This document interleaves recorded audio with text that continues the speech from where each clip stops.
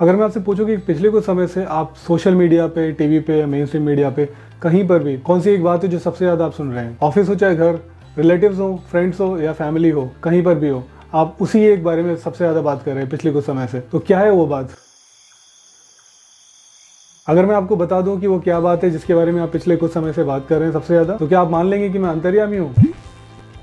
चलिए ठीक है, मैं बता ही देता हूँ कि कौन सी बात है। वो बात डेफिनेटली होने वाली है अयोध्या में बना श्री राम मंदिर। आई एम श्योर कि यही बात है जो आप पिछले बहुत समय से सुन रहे हैं या आप बात कर रहे हैं या डिस्कस कर रहे हैं। क्यों, सही कहा ना? यही बात थी कि नहीं? तो क्या ये मुझे अंतर्यामी बना देता है? Definitely not. मैं कोई इसमें बहुत बड़ा ज्ञानी नहीं हूँ। देश या दुनिया हर जगह जहाँ जिसको भी श्री राम में श्रद्धा है वो आज यही बात कह रहा है। स्पेशली इंडिया में तो ये चल ही रहा है। The pulse of the nation is revolving around Shri Ram और अयोध्या में बना श्री राम मंदिर। इसी तरीके से क्रिप्टो मार्केट में भी अलग अलग नैरेटिव टाइम पे आते रहते हैं। एक क्विक डिस्क्लेमर, मैं कोई फाइनेंशियल एडवाइजर नहीं हूँ, ये फाइनेंशियल एडवाइस नहीं है। ये पूरा कंटेंट सिर्फ एजुकेशनल पर्पस के लिए है और इसको आप उसी तरीके से लें। कहीं पर भी क्रिप्टो में पैसा लगाने से पहले आप अपना रिसर्च खुद करें और सही लगता है तो आप उसमें पैसा लगाएं। अगर आपको बिल्कुल सही नहीं लगता तो बिल्कुल पैसा ना लगाएं, क्योंकि this is the wild wild wild west of investing of any sort. चाहिए सावधान रहना चाहिए, जैसे कि सावधान इंडिया में कहते हैं। तो let's get back to the video. उसके लिए हमारी सिंपल स्ट्रैटेजी होनी चाहिए कि हम प्रीएम्प्ट कर सके कि आगे आने वाले समय में कौन सा एक नया नैरेटिव आ सकता है या आना चाहिए, और उसके हिसाब से हमें आज काम करना है, आज स्टेप्स लेने हैं,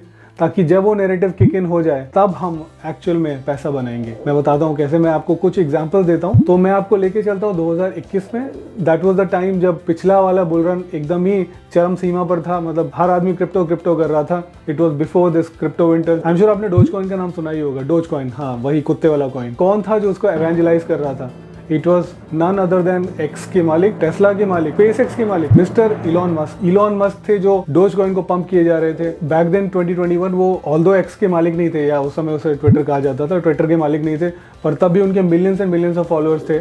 और जैसे ही वो कोई एक ट्वीट करते थे और डोज कॉइन या डोज कॉइन के रिलेटेड कोई भी बात कह देते थे, डोज कॉइन का प्राइस एकदम चढ़ जाता था। लेकिन अगर मैं आपको बोलूँ या अगर मैं आपसे पूछूं ये सवाल, तो ये पिछला वाले जो बात है वो भूल जाइए। मैं आपसे एक सवाल करता हूं, अगर इलॉन मस्क जैसा बहुत बड़ा इन्फ्लुएंसर है, बहुत बड़ी पर्सनैलिटी डोज कॉइन के बारे में कुछ कहते हैं, तो आपको क्या लगता है कि डोज कॉइन के प्राइस के साथ क्या होगा? प्राइस मूवमेंट कैसी होगी? हाँ, बोलिए। अच्छा ठीक है, बिल्कुल आपने सही बोला। डोज कॉइन का प्राइस एकदम से शूट करता था, 20%, 30%, 40% जंप कर जाता था, क्योंकि इलॉन मस्क का नाम डोज कॉइन के साथ एसोसिएट किया जा रहा था। सबको लगता था अरे इलॉन मस्क जैसा आदमी, एक विजनरी आदमी, अगर वो डोज कॉइन के बारे में कह रहा है यानी कि कुछ तो स्पेशल होगा उसके अंदर। आई एम श्योर आपने पहले सवाल का जवाब एकदम सही दिया है। मैं आपसे दूसरा सवाल करता हूँ। दूसरा सवाल ये है कि क्या आपको लगता है कि जब इलॉन मस्क का ट्वीट आता था तो सिर्फ डोज कॉइन बढ़ता था और कोई कॉइन नहीं बढ़ता था? अगर आपने कहा कि हाँ सिर्फ डोज कॉइन बढ़ता था, तो आई एम सॉरी टू से माय फ्रेंड, लेकिन ऐसा बिल्कुल नहीं था। डोज कॉइन अकेला नहीं बढ़ेगा। डोज कॉइन के साथ में और जितने भी मीम कॉइन्स होते थे वो सब चढ़ जाते थे, सब पंप करते थे एक साथ। बीट फ्लो की इनू, शिवा इनू, फलाना इनू, ढिमाका इनू, कुत्ता, बिल्ली, रैट, मैट, कैट, जितने भी जानवर समझ लो, और उनके नाम पे अगर एक मीम कॉइन मार्केट में मिलेगा तो वो 20-25%, 30% बढ़ जाता था based on the market cap of the coin. तो इसे कहते हैं नैरेटिव। यानी कि इलॉन मस्क नैरेटिव लेके आते थे। क्या नैरेटिव था? मीम कॉइन का नैरेटिव।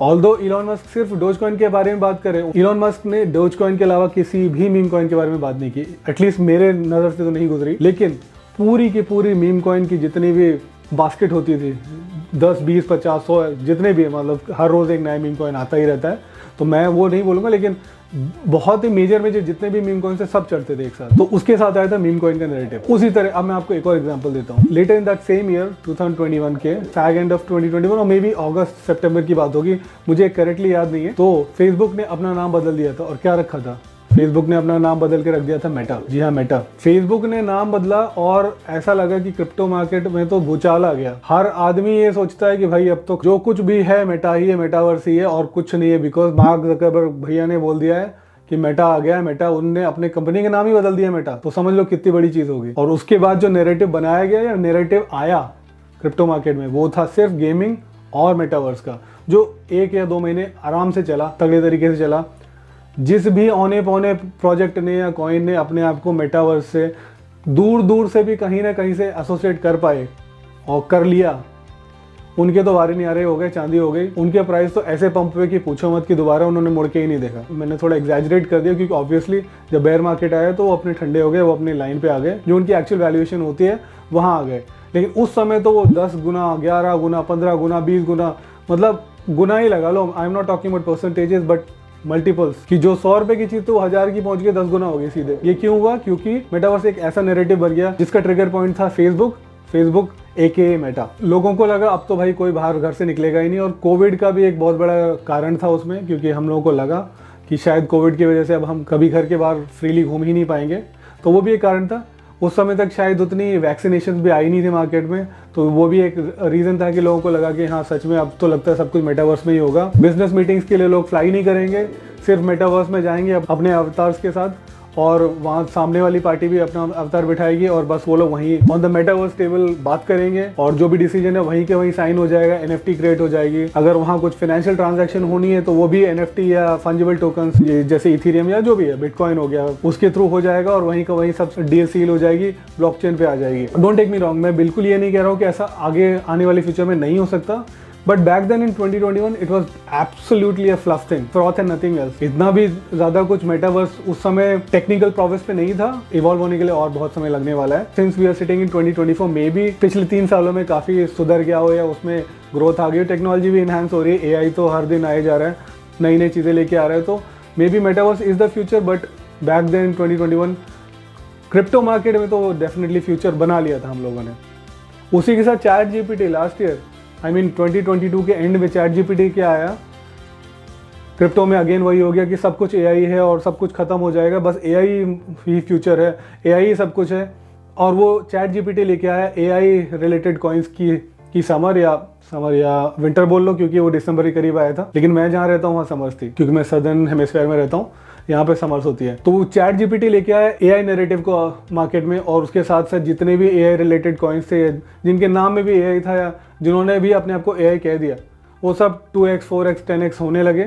ऑल्दो जबकि 2020 का जो पीरियड था वो एक बेयर मार्केट का पीरियड कहा जा सकता है, बट फिर भी एक माइक्रो बुल रन, एक नैरेटिव बुल रन तो आ ही गया था। लॉन्ग स्टोरी शॉर्ट, जो मैंने आपको ये 2-3 एग्जाम्पल दिए, तो सिर्फ 2-3 एग्जाम्पल दिए हैं, लेकिन ऐसा ही होता है, ऐसा ही होता आया है, ऐसा ही होने वाला है आगे भी। जो बुल रन भी होगा तो भी ऐसा नहीं होगा कि हर कॉइन एक साथ चल रहा है और हर कॉइन एक साथ गिर रहा है, वहां पर भी बुल रन के अंदर में भी माइक्रो साइकिल्स होते हैं। कभी L1s चढ़ेंगे, यानी इथेरियम या इथेरियम किलर्स होंगे जो चढ़ेंगे, कभी उसके कॉम्पिटिशन में आएंगे L2s, कभी लेयर 2s चढ़ेंगे जैसे ऑप्टिमिज्म, आर्बिट्रम, कभी वीके रोलअप्स की बारी आएगी, कभी ऑप्टिमिस्टिक रोलअप्स की बारी आएगी। इसी तरीके से अलग अलग नैरेटिव आते रहेंगे।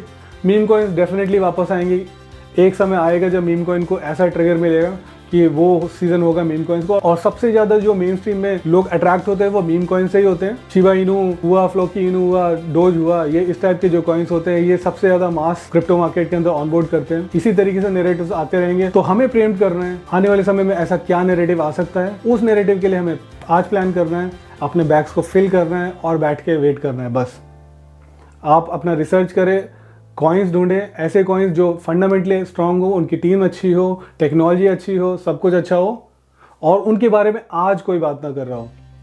वही एक सबसे बड़ी ट्रिक है, आज कोई बात ना कर रहा हो, और बस आपको अपने बैग्स को फिल कर लेना है और बैठ के वेट करना है उस नैरेटिव के किक इन होने का।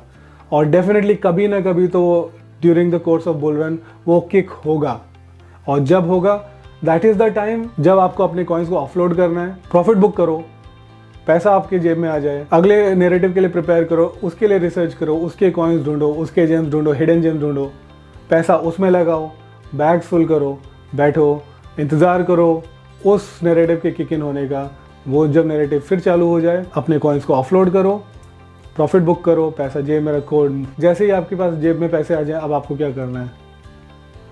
यस, बिल्कुल सही, अगले नैरेटिव के लिए प्रिपेयर करो, रिसर्च करो, पैसे लगाओ, इंतजार करो, नैरेटिव किक इन होगा, बेचो, पैसे बनाओ। रिंस एंड रिपीट, और कुछ नहीं करना आपको, सिंपली बुल रन में यही काम करना है। और उसके लिए सबसे अच्छा तरीका है नैरेटिव के बारे में सोचो, नैरेटिव के बारे में सोचो, नैरेटिव के बारे में सोचो, नैरेटिव के लिए प्रिपेयर करो अपने आप को। कहने का मतलब ये है कि rather than going broad, go deep and vertically in. Crypto के अंदर बहुत सारे नैरेटिव चलते हैं, लेकिन अगर आप चाहते हैं कि सिर्फ मैं 1, 2 या 3 नैरेटिव ही पकड़ूं, उसमें एक्सपर्टीज हासिल करूं, तो आप वो करो, आप AI में हासिल करो। अभी AI का जो मामला है थोड़ा ठंडा हो गया, 1 साल हो गया, अब लोग यूज्ड टू हो चुके हैं थोड़ा AI को लेकर।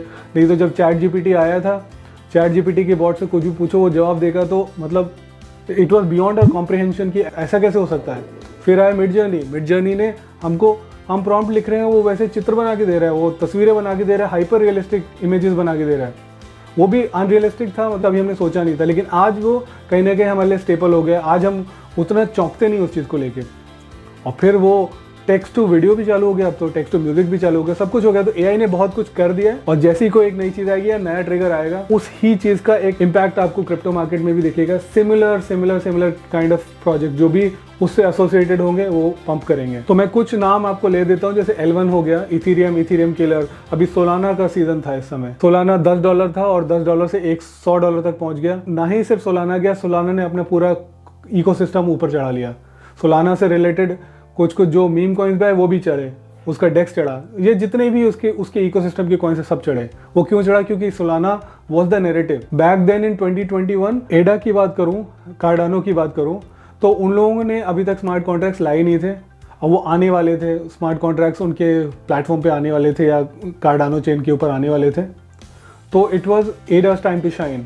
मतलब जितने भी एडा के अराउंड जितने भी प्रोजेक्ट थे सब चल रहे थे। एक समय था जब NFT का पूरा नैरेटिव चल रहा था, तो NFT मार्केट प्लेस से लेके अलग अलग NFTs आ रही है, दुनिया भर के NFT इथीरियम चेन पे आ रही है, सोलाना चेन पे आ रही है, और कार्डानो चेन के ऊपर आ रही है। कौन कौन से एवलांच पे आ रही है। इतने सारे आपको बंदर एप्स नजर आए, और वो 10 मिलियन 5 मिलियन 2 मिलियन, मतलब अपसर्ड वैल्यूएशन में बिक रहे थे, और आज भी बिक रहे होंगे। अगेन इन 2021 एक समय था एवलांच का टाइम आया टाइम वंडरलैंड के साथ में DeFi 2.0। आज आपको देखना है बैठ के रिसर्च करनी कि कौन कौन से नैरेटिव हो सकते हैं, और उसके लिए हमें अपने आप को प्रिपेयर करना है। कुछ नैरेटिव के नाम मैं आज ले देता हूँ, जो कि मुझे लगता है कि आने वाले समय में 2024 में 2025 में बहुत कुछ हमको देखे जाने वाले हैं। उनको आज लिस्ट आउट करूंगा, लेकिन इंडिविजुअली हर एक नैरेटिव के बारे में मैं इंडिविजुअल पूरा एक्सप्लेन करके वीडियो बनाने वाला हूँ। तो please stay tune for that. अगर आपने सब्सक्राइब नहीं किया तो प्लीज कर लीजिए, क्योंकि मैं इस इंडस्ट्री में 2017 से हूँ। मैंने बहुत सारे बुल साइकिल और बेयर साइकिल देखे, और डेफिनेटली अगर आप मेरे साथ जुड़े रहेंगे तो आपको भी मैं अपने एक्सपीरियंस के साथ काफी कुछ बताते रहूंगा, सिखाते रहूंगा। 2024-2025 इज गोना बी अबाउट